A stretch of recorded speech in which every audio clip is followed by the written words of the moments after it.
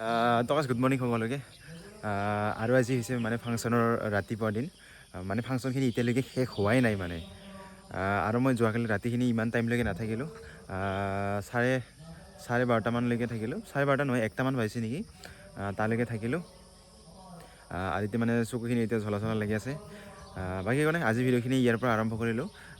বাকী কি হয় কেনেকৈ হয় আপোনালোকক ভালকৈ দেখুৱাবলৈ চেষ্টা কৰিম বাছ আপোনালোকে ভিডিঅ'খিনি স্কিপ নকৰাকৈ শেষলৈকে চাই থাকক তো কৈছে আৰু মই এতিয়া কলেজত যাবলৈ ওলালোঁ যিহেতু মানে মোৰ আজি এক্সাম আছে আকৌ এবাৰ মানে আজি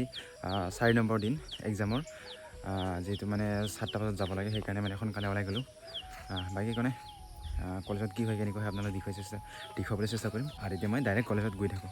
বাছ চাই থাকক এইটো হৈছে আমাৰ ফিল্ডখনৰ ৰাতিপুৱাৰ দৃশ্য মানে ফাংচন শেষ হোৱাৰ পিছত আৰু এতিয়া মানুহ ইয়াত খালী হৈ আছে ইয়াত কোনো নাই আৰু এতিয়া মই এনেকৈ গৈ আছোঁ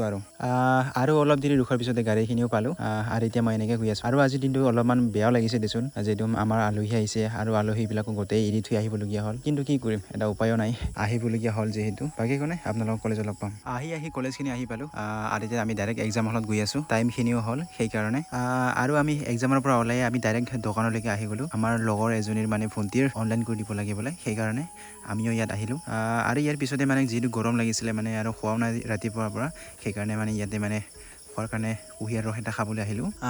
আৰু আমি ইয়াৰ পিছতে ঘৰলৈ বুলি ৰাওনা হ'লোঁ